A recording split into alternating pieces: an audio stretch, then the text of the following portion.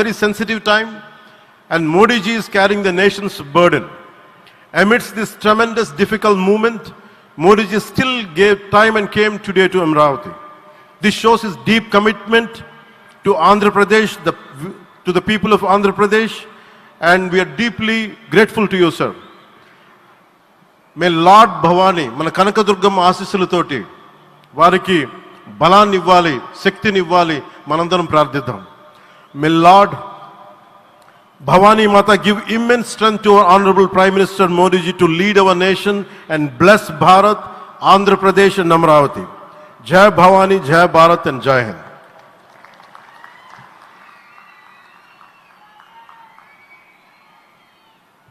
శ్రీ పవన్ కళ్యాణ్ సార్కి ధన్యవాదాలు తెలియజేసుకుంటూ, ఆంధ్రభూమికి గర్వకారణంగా నిలిచేటువంటి నాయకులు కొంతమంది ఉంటారు.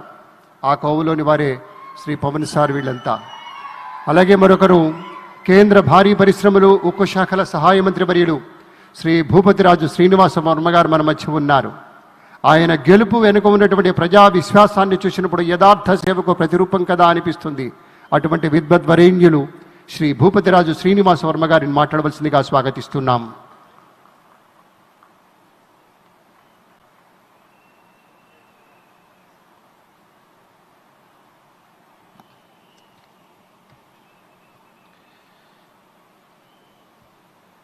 ఆంధ్రప్రదేశ్ ప్రజల కళల రాజధాని, ప్రజా రాజధాని అయిన అమరావతి అభివృద్ధి పనుల పునరుద్ధరణకు విచ్చేసినటువంటి భారత ప్రధానమంత్రి ప్రీతమ నాయకుడు శ్రీ నరేంద్ర మోడీ గారికి, ఆంధ్రప్రదేశ్ రాష్ట్రాన్ని అభివృద్ధి పందంలో నడిపిస్తున్నటువంటి రాష్ట్ర ముఖ్యమంత్రి శ్రీ నారా చంద్రబాబు నాయుడు గారికి, జనసేనాధిపతి ఉప ముఖ్యమంత్రి అయినటువంటి శ్రీ పవన్ కళ్యాణ్ గారికి, రాష్ట్ర గవర్నర్గా ఉన్నటువంటి అబ్దుల్ నజీర్ గారికి, అదేవిధంగా పునఃప్రారంభంలోకి విచ్చేసినటువంటి అశేష ఆంధ్ర రాష్ట్ర ప్రజానీకానికి, ఏదైతే అమరావతి రాజధాని నిర్మాణం కోసం భూములు పెద్ద ఎత్తున త్యాగం చేసినటువంటి అమరావతి రైతులకు అందరికీ కూడా హృదయపూర్వక నమస్కృతులు తెలియజేస్తూ ఉన్నాను.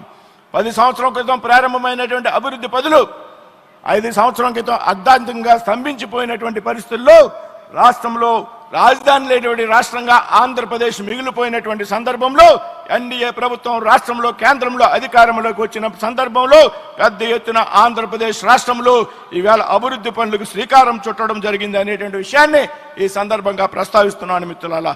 మొన్నటికి మొన్న జనవరి 8 నాడు విశాఖపట్నంలో 2 లక్షలకు పైగా కోట్ల రూపాయల విలువైనటువంటి పనులను భారత ప్రధానమంత్రి నరేంద్ర మోడీ గారి చేతుల మీదుగా శంకుస్థాపనలు ప్రారంభోత్సవాలు చేసుకోవడం జరిగింది అనేటువంటి విషయం ఈ సందర్భంగా ప్రస్తావిస్తున్నా.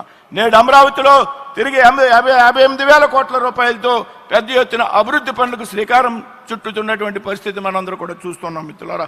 అదేవిధంగా రాబోయేటువంటి సమీప భవిష్యత్తులో నరేంద్ర మోడీ గారు, చంద్రబాబు నాయుడు గారు, పవన్ కళ్యాణ్ యొక్క కలయికలు పెద్ద ఎత్తున అనేక అభివృద్ధి పనులకు శ్రీకారం చుట్టబోతున్నాం అనేటువంటి విషయాన్ని ఈ వేదిక మీద చెప్పడానికి గర్వపడుతూ ఉన్నాను మిత్రులారా.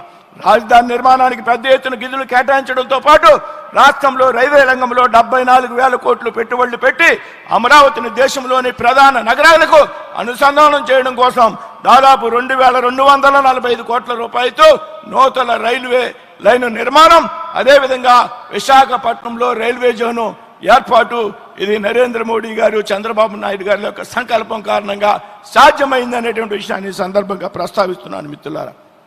అదేవిధంగా పోలవరం ప్రాజెక్టు 12,500 కోట్లు, ఆంధ్రలో సెంటిమెంట్ అయినటువంటి విశాఖపట్నం స్టీల్ ప్లాంట్కు 11,500 కోట్లు, పూడిమడకలో 1,85,000 కోట్లతో గ్రీన్ హైడ్రోజన్ కేంద్రం ఏర్పాటు, అలాగే నక్కపల్లిలో బల్క్ డగ్గు కేంద్రం ఏర్పాటు, కృష్ణపట్నాన్ని 4,500 కోట్లతో పారిశ్రామిక నగరంగా తీర్చిదిద్దడంతో పాటు నేడు వారవకల్లును 2,800 కోట్లతో, ఏదైతే కొప్పర్తిను 2,200 కోట్ల రూపాయలతో పారిశ్రామిక